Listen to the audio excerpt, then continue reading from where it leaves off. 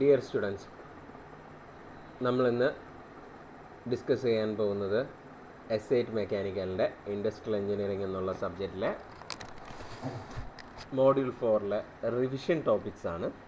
Okay, നമ്മളിന്ന് discuss ചെയ്യുന്നത് ഒന്ന് industrial dispute, trade union, collective bargaining, അങ്ങനെയുള്ള കുറച്ച് ടോപ്പിക്സാണ് നമ്മൾ ഡിസ്കസ് ചെയ്യുന്നത്. ഓക്കെ, അപ്പോൾ ഇന്ന് ഡിസ്കസ് ചെയ്യുന്ന ടോപ്പിക്സിൽ നമുക്ക് പ്രീവിയസ് ആയിട്ട് ഉള്ള ക്വസ്റ്റ്യൻ പേപ്പർ റെഫർ ചെയ്യുകയാണെങ്കിൽ വന്നിട്ടുള്ള ഒരു ക്വസ്റ്റ്യൻ എന്ന് പറഞ്ഞാൽ describe the functions of trade union എന്നുള്ളതാണ് വന്നിട്ടുള്ളത്. ഇന്നത്തെ ഈ ടോപ്പിക്കിൽ ഇത്രയും മെയിനായിട്ടുള്ള ഒരു കഴിഞ്ഞ ഒന്ന് രണ്ട് ക്വസ്റ്റ്യൻ പേപ്പർ നോക്കിയപ്പോഴത്തേക്കും കണ്ടത് അതാണ്. ബാക്കിയുള്ള ക്വസ്റ്റ്യൻസൊക്കെ ഞാൻ എൻ്റെ വേറെ വീഡിയോസിൽ ഞാൻ ഡിസ്കസ് ചെയ്തിട്ടുണ്ട് ഈ മോഡ്യൂൾ 4-ൽ നിന്ന് വന്നത്. ഓക്കെ, സോ നമുക്ക് ടോപ്പിക്കിലേക്ക് കിടക്കാം. First of all, industrial dispute. Okay, എന്താണ് ഇൻഡസ്ട്രിയൽ ഡിസ്പ്യൂട്ട് എന്നുള്ളതാണ് നമുക്ക് നോക്കാനായിട്ടുള്ളത്. ഡിസ്പ്യൂട്ട് എന്ന് പറഞ്ഞു കഴിഞ്ഞാൽ എന്താണ്? Dispute means the difference or disagreement or strife of some issue between the parties. രണ്ട് പാർട്ടികൾ തമ്മിലുള്ള ഒരു കാര്യത്തിനെ അവർക്ക് അങ്ങോട്ടും ഇങ്ങോട്ടും അക്സെപ്റ്റ് ചെയ്യാൻ പറ്റാത്ത രീതിയിൽ വരുമ്പോഴത്തേക്കും അവരുടെ ഒരു ഡിസഗ്രിമെൻറ്റ്, അവരുടെ ഡിസഗ്രിമെൻറ്റിനെയാണ് നമ്മൾ ഈ ഒരു ഡിസ്പ്യൂട്ട് എന്ന് പറയുന്നത്. അപ്പോൾ ഈ രണ്ട് പാർട്ടീസ് ആരൊക്കെയാണ്? ഇവിടെ വർക്കേഴ്സും മാനേജ്മെൻറ്റുമാണ് രണ്ട് പാർട്ടീസ് വരുന്നത്. ഓക്കെ, അതായത് ഇത് includes the difference between groups of workmen and employers engaged in the industry. അവർ തമ്മിലാണ് ഈ ഒരു പ്രോബ്ലംസ് ഉണ്ടാവുന്നത്. ഓക്കെ, ഡിസ്പ്യൂട്ട് എന്ന് പറയുന്നത് ഗ്രീവിയൻസോ ഡിസിപ്ലിൻ റിലേറ്റഡ് ആയിട്ടോ ഉള്ള ഒരു ഇഷ്യൂ അല്ല.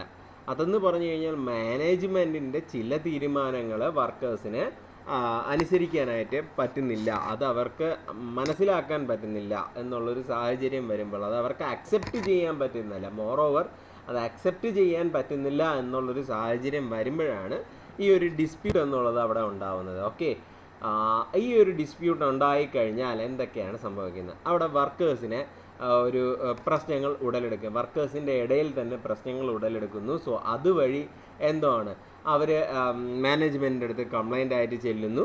സോ അങ്ങനെ മാനേജ്മെൻറ്റിൻ്റെ അടുത്ത് കംപ്ലൈൻ്റ് ആയിട്ട് ചെന്ന് അവരൊന്നുകിൽ അതൊരു സൊല്യൂഷൻ കണ്ടുപിടിക്കും, ഇല്ലയെന്നുണ്ടെങ്കിൽ അത് സ്ട്രൈക്ക്, അങ്ങനെയുള്ള കാര്യങ്ങളിലേക്ക് നീണ്ടുപോകും. പിന്നെ ഈ ഡിസ്പ്യൂട്ട് ഉണ്ടാകുന്നതിന് ഒന്നാമത്തെ കാര്യം എന്ന് പറഞ്ഞു കഴിഞ്ഞാൽ ഏതെങ്കിലും ഒരു വർക്കറിനെ അകാരണമായി പിരിച്ചുവിടുക, അല്ലെങ്കിൽ സസ്പെൻഡ് ചെയ്യുക, അങ്ങനെയുള്ള കാര്യങ്ങളൊക്കെ വരുമ്പോഴത്തേക്കും ഡിസ്പ്യൂട്ട് ഉണ്ടാകും. പിന്നെ വർക്കേഴ്സിന് ഹാംഫുള്ളായിട്ടുള്ള രീതിയിലുള്ള ജോലി സമ്പ്രദായങ്ങൾ നടപ്പിലാക്കുക. സോ അങ്ങനെയൊക്കെ വരുമ്പോഴാണ് ഈ പറഞ്ഞ ഡിസ്പ്യൂട്ട് ഒരു കമ്പനിയിൽ ഉണ്ടാവുന്നത്. Okay, forms of industrial dispute നിങ്ങൾക്ക് എല്ലാവർക്കും അറിയാം. ഒന്നാമത്തത് സ്ട്രൈക്കാണ്. സ്ട്രൈക്ക് എന്ന് പറഞ്ഞു കഴിഞ്ഞാൽ എന്താണ്? Strike is an important form of industrial dispute. Strike is A spontaneous concerned withdrawal of labour from the production. Strike എന്ന് പറഞ്ഞു കഴിഞ്ഞാൽ ചെയ്യുന്ന ജോലികൾ നിർത്തിവെച്ച് ഞങ്ങൾ ആ ഒരു തീരുമാനം പിൻവലിക്കുന്നത് വരെ ഞങ്ങൾ ഈ ജോലികൾ ചെയ്യില്ല എന്നുള്ളൊരു തീരുമാനം വർക്കേഴ്സ് എടുക്കുന്നതിനാണ്. അവരുടെ ഡേ ടു ഡേ ആയിട്ടുള്ള ആക്ടിവിറ്റീസിൽ നിന്നും അവർ പിന്മാറുന്നു. സോ ഒരു സ്ട്രൈക്ക് ഉണ്ടായാൽ എന്താണ് നഷ്ടം?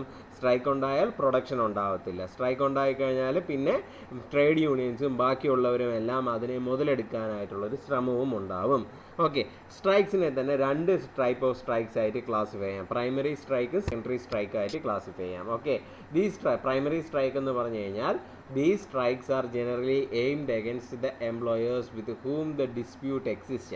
അതായത് ഡയറക്റ്റ് ആയിട്ട് എംപ്ലോയേഴ്സുമായിട്ട് തന്നെ എന്തെങ്കിലും ഒരു പ്രശ്നമുണ്ട്, അതുമായിട്ട് ബന്ധപ്പെട്ട് വരുന്ന ഡയറക്റ്റ് കമ്പനിയുടെ മുതലാളിമാരുടെ തീരുമാനങ്ങളുമായിട്ട് എന്തെങ്കിലും ഒരു പ്രശ്നമുണ്ടാവുകയാണ്, അതുമായിട്ട് ബന്ധപ്പെട്ട് അവർ ഈ ജോലി നിർത്തി വയ്ക്കുകയാണ്, ആ ഒരു തീരുമാനം പുനഃപരിശോധിക്കണം, ആ ഒരു തീരുമാനത്തിൽ മാറ്റം വരുത്തണം എന്നുള്ള ആവശ്യം ഉന്നയിച്ചുകൊണ്ട് അവർ ഈ ഒരു ജോലി നിർത്തി വയ്ക്കുന്നതിനെയാണ് നമ്മൾ പ്രൈമറി സ്ട്രൈക്ക് എന്ന് പറയുന്നത്. പക്ഷേ സെക്കൻഡറി സ്ട്രൈക്ക് എന്ന് പറഞ്ഞു കഴിഞ്ഞാൽ അത് കമ്പനിയായിട്ട് ബന്ധപ്പെട്ടതായിരിക്കത്തില്ല. മേ ബി അതൊരു ഹോൾ ഏരിയ ആയിട്ട് ബന്ധപ്പെട്ടതായിരിക്കും. ചിലപ്പോൾ ഗവൺമെൻറ്റിൻ്റെ തന്നെ എന്തെങ്കിലും ഇഷ്യൂസ് കാരണം, അല്ലെങ്കിൽ ഗവൺമെൻറ്റിൻ്റെ എന്തെങ്കിലും ആ കമ്പനി റിലേറ്റഡ് തന്നെ ആവണമെന്നില്ല, ചിലപ്പം ഗവൺമെൻറ്റിൻ്റെയോ അല്ലെങ്കിൽ മറ്റെന്തെങ്കിലും സാമൂഹിക പ്രശ്നങ്ങൾ കൊണ്ടോ അവർ അതിനെ അനുശോചിച്ചുകൊണ്ട് എന്നുള്ള രീതിയിൽ അവർ അവരുടെ ജോലി നിർത്തി വയ്ക്കുന്നു എന്നുള്ള രീതിയിലേക്ക് എത്തുകയാണെങ്കിൽ അതിനെ സെക്കൻഡറി സ്ട്രൈക്ക് എന്ന്, അത് സിമ്പതി സ്ട്രൈക്ക് എന്നും നമ്മൾ അതിനൊരു പേര് പറയാറുണ്ട്. കളക്റ്റീവ് ബാർഗെയിനിങ് അടുത്ത ടോപ്പിക്കാണ് കളക്റ്റീവ് ബാർഗെയിനിങ്. കളക്റ്റീവ് ബാർഗെയിനിങ് എന്ന് പറഞ്ഞു കഴിഞ്ഞാൽ it is a process of negotiating between management and workers represented by their representatives determining mutually agreed terms and conditions of the work which protect interest of both workers and management. രണ്ട് പേരുടെ ഇടയിലും അവരുടെ തീരുമാനങ്ങൾ, ഈ strike അങ്ങനെയുള്ള എന്തെങ്കിലും ഒരു ഈ കളക്റ്റീവ് ബാർഗെയിനിങ് എന്ന് പറഞ്ഞു കഴിഞ്ഞാൽ നമ്മൾ എന്താ പറയണ്ടേ, ഈ വർക്കേഴ്സും മാനേജ്മെൻറ്റും കോമണായിട്ട് യോജിച്ചു കൊണ്ടൊരു തീരുമാനത്തിലേക്ക് എത്തുക. അവരുടെ നിലപാടുകളിൽ നിന്നും ചെറിയ ചെറിയ അയവുകളുണ്ടാക്കി മ്യൂച്വലായിട്ട് ബെനിഫിഷ്യലായിട്ടുള്ളൊരു തീരുമാനത്തിലെത്തുക എന്നുള്ളതിനെയാണ് നമ്മൾ കളക്റ്റീവ് ബാർഗെയിനിങ് എന്നുകൊണ്ട് ഉദ്ദേശിക്കുന്നത്. അതിൻ്റെ മെയിനായിട്ടുള്ളൊരു അജണ്ട എന്ന് പറഞ്ഞു കഴിഞ്ഞാൽ protect the interest of both employer and employees, പിന്നെ പ്രൊമോട്ട് ഇൻഡസ്ട്രിയൽ ഡെമോക്രസി, അങ്ങനെയുള്ളതൊക്കെയാണ് ഇതിൻ്റെ അഡ്വാൻറ്റേജ് ആയിട്ട് വരുന്നത്. ഓക്കെ, സോ നമ്മൾ കളക്റ്റീവ് ബാർഗെയിനിങ് എന്താണെന്ന് നോക്കി, ഇൻഡസ്ട്രിയൽ ഡിസ്പ്യൂട്ട് എന്താണെന്ന് നോക്കി. അടുത്തത് നമ്മൾ ഡിസ്കസ് ചെയ്യാൻ പോകുന്നത് ട്രേഡ് യൂണിയൻസ്. സോ ഈ ട്രേഡ് യൂണിയനെ ബേസ് ചെയ്തിട്ടാണ് പ്രീവിയസ് ഇയർ ക്വസ്റ്റ്യൻസ് ഉണ്ടായിരുന്നത്. ഓക്കെ, സോ ഈ ട്രേഡ് യൂണിയൻസ് എന്താണെന്നുള്ള ഫുള്ള് നമ്മൾ മനസ്സിലാക്കേണ്ടതാണ്. സോ ട്രേഡ് യൂണിയൻ എന്ന് പറഞ്ഞാൽ നിങ്ങൾക്ക് എല്ലാവർക്കും അറിയാം, trade union are associations of workers formed to represent their interest and improve their pay and working conditions. Trade union എന്ന് പറഞ്ഞു കഴിഞ്ഞാൽ ഒരു കൂട്ടം, ഒരു ഇൻഡസ്ട്രിയിൽ വർക്ക് ചെയ്യുന്ന ആൾക്കാരുടെ ഒരു ഗ്രൂപ്പ്. അതെന്ന് പറഞ്ഞു കഴിഞ്ഞാൽ അവരുടെ ഡേ ടു ഡേ ഉള്ള പ്രോബ്ലംസ് അനലൈസ് ചെയ്ത് അവർക്ക് അവിടെ നല്ലൊരു സാഹചര്യത്തിൽ വർക്ക് ചെയ്യാൻ വേണ്ടിയിട്ട് ഫോം ചെയ്യുന്നതിനെയാണ് നമ്മൾ എന്തോ പറയുന്നത്, ട്രേഡ് യൂണിയൻസ് എന്ന് പറയുന്നത്. അതിനെ തന്നെ 3 ടൈപ്പായിട്ട് ഡിവൈഡ് ചെയ്തിട്ടുണ്ട്. Craft unions, these represents with particular skills, അതായത് പ്ലംബേഴ്സ്, വെയ്വേഴ്സ്, അതേപോലെയുള്ള ആൾക്കാരുടെ ഗ്രൂപ്പിനെയാണ് നമ്മൾ ക്രാഫ്റ്റ് യൂണിയൻ എന്ന് പറയുന്നത്.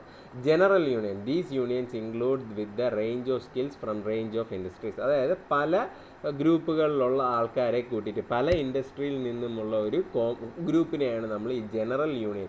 ഇൻഡസ്ട്രിയൽ യൂണിയൻ എന്ന് പറഞ്ഞാൽ they seek to represent all the workers in particular industry, അതായത് ഒരു ഡിപ്പാർട്ട്മെൻറ്റ് മാത്രമല്ല, ഒരു ഇൻഡസ്ട്രിയിലുള്ള ഒരു ഡിപ്പാർട്ട്മെൻറ്റ് മാത്രമല്ല, പല ഡിപ്പാർട്ട്മെൻറ്റുകളിലുള്ള ആൾക്കാരെ എല്ലാം, അതായത് ചുരുക്കം പറഞ്ഞാൽ ആ ഒരു ഇൻഡസ്ട്രിയിൽ വർക്ക് ചെയ്യുന്ന എല്ലാ ആൾക്കാരെയും കൂട്ടിയിട്ടുള്ള ഒരു യൂണിയനെയാണ് നമ്മൾ ഇൻഡസ്ട്രിയൽ യൂണിയൻ എന്ന് പറയുന്നത്. വൈറ്റ് കോളർ യൂണിയൻ എന്ന് പറഞ്ഞു കഴിഞ്ഞാൽ അതായത് ഈ ടീച്ചർമാരുടെയൊക്കെ യൂണിയനൊക്കെ നിങ്ങൾക്ക് കേട്ടിട്ടുണ്ടല്ലോ, അവരുടെയൊക്കെ ഉള്ള യൂണിയൻ. അത് ഇപ്പം കേരളത്തിലെ തന്നെ സ്ഥിതി നോക്കുകയാണെങ്കിൽ ഗവൺമെൻറ് ടീച്ചർമാർക്ക് ഒരു യൂണിയനുണ്ട്, പ്രൈവറ്റ് ടീച്ചർമാർക്ക് ഒരു യൂണിയനുണ്ട്, പ്രൊഫസേഴ്സിന് വേറൊരു യൂണിയനുണ്ട്. സോ അതേപോലെയുള്ള ആ ടൈപ്പ് ഓഫ് യൂണിയനെയാണ് നമ്മൾ എന്ത് പറയുന്നത്, വൈറ്റ് കോളർ യൂണിയൻ എന്നുള്ള പറയുന്നത്. റോൾ ഓഫ് യൂണിയൻ എന്താണെന്നുള്ളത് നോക്കാം. Unions carry out A number of functions. They negotiate on behalf of the members on pay scales, working hours and working conditions. So ഈ unions ആണ് വർക്കേഴ്സിൻ്റെ ആ ഒരു പേ സ്കെയില് അല്ലെങ്കിൽ കറക്റ്റായിട്ടുള്ള സ്കെയിൽ, അവർക്ക് കറക്റ്റായിട്ടുള്ള പേയ്മെൻറ്റ് കിട്ടുന്നുണ്ടോ എന്നുള്ളതൊക്കെ നോക്കുന്നതാണ് ഈ യൂണിയൻ്റെ. അവരെ കറക്റ്റ് സമയത്ത് തന്നെയാണോ വർക്ക് ചെയ്യിക്കുന്നത്, അതായത് കറക്റ്റ് ടൈം പീരീഡ് തന്നെയാണോ കൊടുക്കുന്നത്, എക്സ്ട്രാ ടൈം ഉണ്ടോ, ആ എക്സ്ട്രാ ടൈമിന് അവർക്ക് പേയ്മെൻറ്റ് കിട്ടുന്നുണ്ടോ, ആരെങ്കിലും ഇൻഡസ്ട്രിയൽ ഓഫീസിൻ്റെ അകത്തോ ബാക്കിയുള്ള ഇതിൻ്റെ അകത്തോ ജോലി സംബന്ധമായ പീഡനങ്ങൾ അനുഭവപ്പെടുന്നുണ്ടോ, ഇതൊക്കെ നോക്കുന്നതാണ് ഒരു യൂണിയൻ്റെ കർത്തവ്യം എന്ന് പറയുന്നത്. So main functions: increasing corporation and well being among the workers. വർക്കേഴ്സിൻ്റെ ഇടയിൽ അങ്ങോട്ടും ഇങ്ങോട്ടും ഒരു സഹകരണ മനോഭാവത്തോടുകൂടി അവരെ ഒരു ഗ്രൂപ്പായിട്ട് പിടിച്ചു നിർത്തുന്നത് ഈ പറഞ്ഞ യൂണിയനാണ്.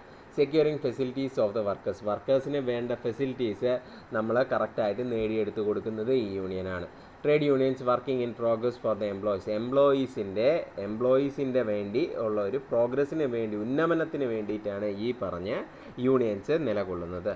Okay, provision of labour welfare. കറക്റ്റായിട്ടുള്ള ലേബർ വെൽഫെയർ മെഷേഴ്സ് അവർക്ക് കിട്ടുന്നുണ്ടോ, അവർക്ക് റെസ്റ്റ് കറക്റ്റായിട്ട്, ബ്രേക്ക് കറക്റ്റായിട്ട് കിട്ടുന്നുണ്ടോ, അവരുടെ ഓവർ ടൈം ചെയ്യിക്കുന്നുണ്ടോ, അവർക്ക് അവിടെ ഫെസിലിറ്റീസ് കറക്റ്റായിട്ടുള്ള നല്ല രീതിയിലുള്ള അറ്റ്മോസ്ഫിയറിലാണോ അവർ വർക്ക് ചെയ്യുന്നത്, അവരുടെ സേഫ്റ്റി ആയിട്ടുള്ള മെഷേഴ്സ് വരുമ്പോഴത്തേക്കും അതെല്ലാം കറക്റ്റായിട്ട് കമ്പനി പ്രൊവൈഡ് ചെയ്യുന്നുണ്ടോ, ഇതെല്ലാം ചെക്ക് ചെയ്യാനായിട്ട് ട്രേഡ് യൂണിയൻ ബാധ്യസ്ഥരാണ്.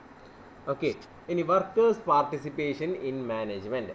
വർക്കേഴ്സ് പാർട്ടിസിപ്പേഷൻ ഇൻ മാനേജ്മെൻറ്റ് എന്താണെന്നുള്ളത് നമുക്ക് നോക്കാം. വർക്കേഴ്സ് പാർട്ടിസിപ്പേഷൻ ഇൻ മാനേജ്മെൻറ്റ് എന്ന് പറഞ്ഞാൽ management considers participation as a point of consultation prior to decision making while workers mean co determination by the term participation. Okay, workers participation എന്ന് പറഞ്ഞു കഴിഞ്ഞാൽ management കൈക്കൊള്ളുന്ന തീരുമാനങ്ങളിൽ വർക്കറിൻ്റെ ഒരു പങ്കും വർക്കറിൻ്റെ ഒരു മെമ്പർ, മേ ബി ഒരു team leader, അങ്ങനെയുള്ള ആൾക്കാർ അല്ലെങ്കിൽ മാനേജർ, അതേപോലെയുള്ള ആൾക്കാർക്കും കൂടെ ഒരു ഇടം നൽകുക. ആ ഒരു ഡിസിഷൻ കൈക്കൊള്ളുന്നതിന് മുന്നേ അവരുടെ അടുത്തും കൂടെ എന്ത് ചെയ്യുക, അവരുടെ ഡിസിഷൻ എന്താണ്, അവരുടെ ആ ഒരു ഇതിലുള്ള തീരുമാനം എന്താണ്, അഭിപ്രായം എന്താണ് എന്നുള്ളത് അവർക്ക് പറയാനായിട്ടുള്ളൊരു അവസരം കൊടുക്കുക എന്നുള്ളതാണ് ഈ വർക്കേഴ്സ് പാർട്ടിസിപ്പേഷൻ ഇൻ മാനേജ്മെൻറ്റ് എന്നുള്ളത് കൊണ്ട് ഉദ്ദേശിക്കുന്നത്. അതിൽ മെയിനായിട്ട് മിക്കവാറും യൂണിയൻ ലീഡർ അങ്ങനെയുള്ള ആൾക്കാരായിരിക്കും അതിൽ പാർട്ടിസിപ്പേറ്റ് ചെയ്യുന്നത്. മേ ബി ഇപ്പോൾ ഒരു എക്സാമ്പിൾ പറയാം. നമ്മൾ ഇപ്പം കുറച്ച് പ്രൊഡക്ടിവിറ്റി പുറകിലാണ്, ഈ മാസത്തെ ടാർഗറ്റ് അച്ചീവ് ചെയ്യണമെന്നുണ്ടെങ്കിൽ കുറച്ച് കൂടുതൽ നമുക്ക് എക്സ്ട്രാ ടൈം വർക്ക് ചെയ്താലേ പറ്റത്തുള്ളൂ എന്നുള്ളത് നമ്മൾ മനസ്സിലാക്കി കഴിഞ്ഞാൽ ആദ്യം ഒരു മീറ്റിംഗ് വിളിക്കും. എത്ര മണിക്കൂർ എക്സ്ട്രാ വർക്ക് ചെയ്യണം എന്നുള്ളതെല്ലാം തീരുമാനമെടുത്ത് ഈ വർക്കേഴ്സിൻ്റെ യൂണിയനിലുള്ള നേതാക്കന്മാരെയും കൂടെ വിളിച്ചിരുത്തിയായിരിക്കും ഈ ഒരു കാര്യം എക്സ്പ്ലെയിൻ ചെയ്യുന്നത്. അവരുടെ സമ്മതത്തോടു കൂടി നമ്മളിത് നടപ്പാക്കാനായിട്ട് ശ്രമിക്കും. അങ്ങനെ വരുമ്പോഴത്തേക്കുള്ളൊരു ബെനിഫിറ്റ് എന്ന് പറഞ്ഞു കഴിഞ്ഞാൽ വർക്കേഴ്സിൻ്റെ ഇടയിൽ നിന്നുമുള്ള കൂടുതൽ എതിർപ്പുകൾ ഉണ്ടാകത്തില്ല. അത് നമുക്ക് ഓവർകം ചെയ്യാം. കാര്യം അവരുടെ നേതാക്കളും കൂടെ ഈ ഒരു ഡിസിഷൻ മേക്കിങ്ങിൻ്റെ ഭാഗമായതുകൊണ്ട് തന്നെ നമുക്കത് ഓവർകം ചെയ്യാനായിട്ട് പറ്റും.